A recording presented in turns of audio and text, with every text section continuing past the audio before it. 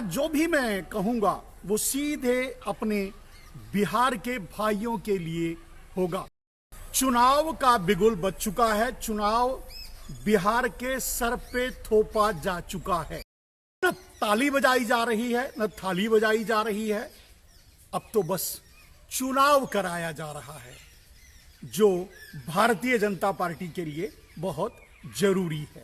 कि आप किसको वोट देंगे यह मैं नहीं कहूंगा, लेकिन एक बात जरूर कहूंगा मेरे दोस्तों कि आप किसको वोट नहीं देंगे।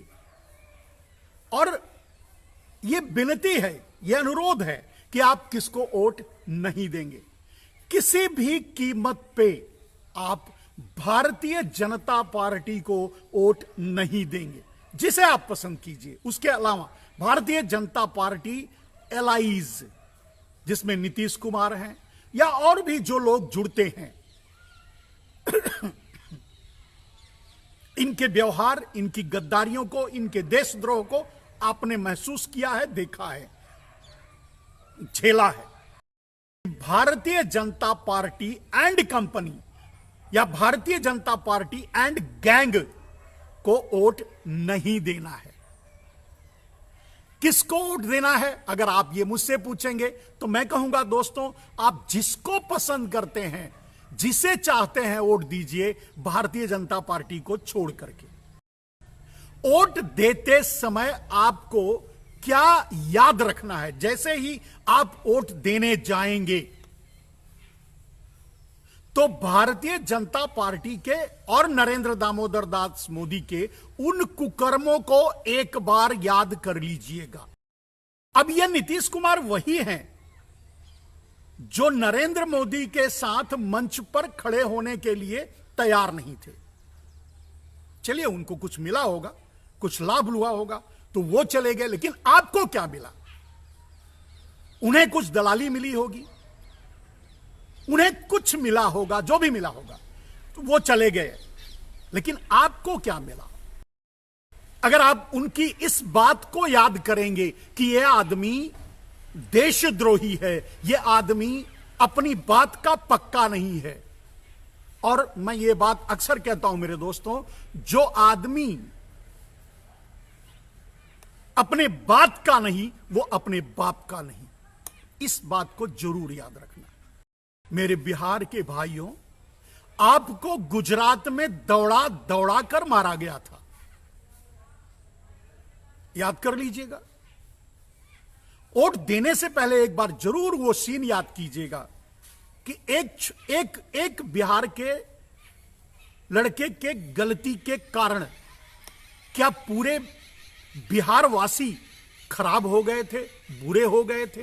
पूरे प्रदेश के लोग बुरे हो गए थे, जिनको दौड़ा दौड़ा कर मारा गया, वहां से भगाया गया, खदेड़ा गया, और आप भागकर आए भी। तो वोट देने से पहले यह बात मत भूलना। अगर आप कहते हैं कि भाई मोदी जी अच्छे हैं, मोदी है तो सब कुछ है, मोदी है तो मुमकिन है, वगैरह वगैरह नारे अगर आपके दिमाग में घुस गए हों तो उसके लिए भी सोचिएगा जरूर। सिर्फ अब मोदी के बारे में बताएंगे, जैसे मोदी, तो ये मोदी वही हैं जो 2002 में फिर से मुख्यमंत्री, क्योंकि ये वो एक्सीडेंटल मुख्यमंत्री बन के गए थे, बिहार में भूकंप आया था और उसमें कुछ कर भी नहीं पाए थे। 6 महीने में ऐसा कुछ नहीं कर दिए थे कि सारी जनता खुश हो गई और इनको वोट दे देती। ये तो निश्चित आप भी समझते हैं, हम भी समझते हैं। लेकिन मोदी ने क्या किया? मोदी ने अपने ही 59 हिंदुओं को गोधरा की ट्रेन में जलवाकर मार डाला। यह जरूर याद करना, वो जलने वाले हिंदू थे, कार सेवक थे, अयोध्या में कार सेवा करने आए थे और वापस अपने घर जा रहे थे। उसी गोधरा कांड के बहाने गुजरात में दंगे करवा दिए। नरेंद्र दामोदर दास मोदी गुजरात को विदेशी कंपनियों के, विदेशियों के हाथों बेचते रहे और वही मॉडल पेश किया पूरे देश में। देश भी भ्रम में आया क्योंकि उद्योगपति उनके साथ खड़े थे और जितनी बार भी वो जीते, एक दो बार तीन बार जितनी बार भी गुजरात में जीते, मात्र वो एक मुद्दे पर जीते, हिंदू और मुसलमान। उनके पास कोई मुद्दा नहीं था। विकास के नाम पे गुजरात में चुनाव नहीं लड़े थे, हिंदू और मुसलमान के नाम पे चुनाव लड़ते रहे 2-3 बार, जितनी बार भी जीते। याद रखना। तो आप इनके 6 साल को ही देख लीजिए, दुनिया भर का झूठ, दुनिया भर की मक्कारी, दुनिया भर के जुमले छोड़ करके नरेंद्र मोदी प्रधानमंत्री बन गए। काला धन लाएंगे, सबको 15-20 लाख यूं ही मिलेगा। मैं तो समझता हूं 15-20 पैसे भी आपको नहीं मिले होंगे, हमको भी नहीं मिले तो आपको भी नहीं मिले होंगे। तो ये याद रखना जब वोट डालने जाएंगे। एफडीआई नहीं लाएंगे, वॉलमार्ट जैसी कंपनियों को भारत में आने नहीं देंगे, क्योंकि हमारे छोटे छोटे व्यापारी बर्बाद हो जाएंगे। हम एफडीआई नहीं लाएंगे। 100% इन 100 सेक्टर एफडीआई ले आए। याद रखना। पिंक रेवोल्यूशन का नाम लेकर के उन्होंने आपसे वोट मांगा था, आप भी वोट किए थे। गौरक्षा के नाम पे कुछ भी नहीं किया। वोट देने से पहले याद रखना, काले धन के नाम पर जितना काला धन 400 लाख करोड़ विदेशों में था, अंडरग्राउंड कर दिया, गुजरातवाद किया। वहां से सारा काला धन ला करके अपने गुजराती भाइयों को दे दिया। यह भी नहीं भूलना। थोड़ा और आगे बढ़िए। बढ़ते बढ़ते जब आप देखेंगे तो नरेंद्र दामोदर दास मोदी अपने 4 साल 5 साल गुजार दिए, आपसे किया हुआ एक वादा भी पूरा नहीं किए। और कम से कम और कुछ नहीं याद करना तो यह जरूर याद करना मेरे मित्रों, कि जब बिहार की बोली लगाई गई थी, इतना लाख दे दूं, इतना लाख करोड़ दे दूं, इतने लाख करोड़ दे दूं, इतने लाख, वो याद रखना, एक भी पैसा मिला क्या बिहार को पैकेज के रूप में या बिहार के विकास के रूप में? यह भी याद रखना। वोट देते समय वो भी चुनावी जुमला था।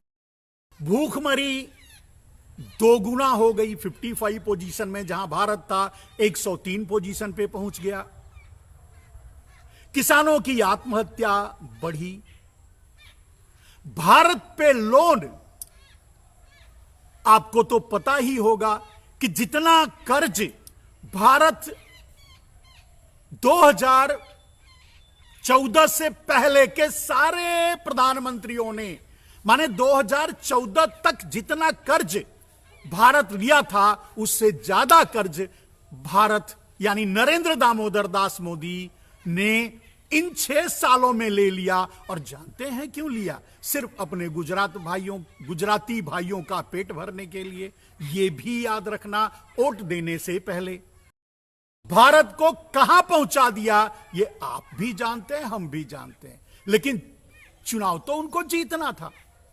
तो 2019 के चुनाव में मात्र चुनाव जीतने के लिए अपने ही 44 सैनिकों को जान से मरवा दिया। अपने ही 44 सैनिकों पर पुलवामा में आतंकवादियों से हमला करके उड़वा दिया। यह भी याद रखना वोट देने से पहले मेरे मित्रों, बिहार के मेरे भाइयों, क्योंकि आप भी देखे थे, वो आपके भी भाई थे, बिहार के भी भाई थे जो मारे गए थे।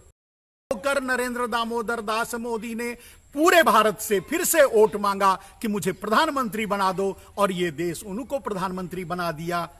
कम से कम अब तो समझ जाइए, 1 लाख भारतीय जो कोरोना वायरस से मरे हैं, उनकी छाती पर चढ़ करके नरेंद्र मोदी ने नमस्ते ट्रंप किया था। यह भी मत भूलना। कोरोना देश में फैलता रहा। नौटंकी आपसे तबलीगी जमात के नाम पे, इसके नाम पे, उसके नाम पे बहलाने की कोशिश की गई। आपसे ताली बजवाई गई, थाली बजवाई गई, दुनिया भर के ड्रामे किए गए, लेकिन हुआ कुछ नहीं। आज 571 केस था, तब इन्होंने लॉकडाउन लगाया था। आज 60 लाख से ऊपर केस हो चुका है। 1 लाख से ज्यादा मर चुके हैं और भारत दुनिया में अपने बाप यानी मोदी के बाप, भारत के बाप नहीं, मोदी के बाप अमेरिका यानी ट्रंप के पीछे जाकर के भारत को धकेल करके खड़ा कर दिया नरेंद्र दामोदर दास मोदी ने। यह भी याद करना, आप ये कभी मत भूलना मेरे भाइयों, क्योंकि सबसे ज्यादा अगर भारत में इस देश की रीढ़ की हड्डी या इस देश के मजदूर जो पूरे देश को बनाते हैं, पूरे देश को संवारते हैं, पूरे देश को संभालते हैं, वो हैं हमारे बिहार के भाई। यानी सबसे ज्यादा प्रवासी मजदूर अगर कहीं से आते हैं तो वो बिहार से आते हैं। अब आप याद करना कि बैलगाड़ी में बैल की जगह आप जुट करके अपने परिवार को लेकर अपने घर पहुंचे थे, साइकिल पर बिठाकर अपने बाप को लेकर के आपकी बेटी आपके घर पहुंची थी। तो मेरे दोस्तों, जब भी आप वोट देने जाना,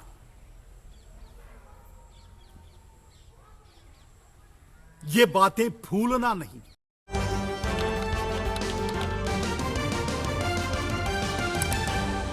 आपकी आवाज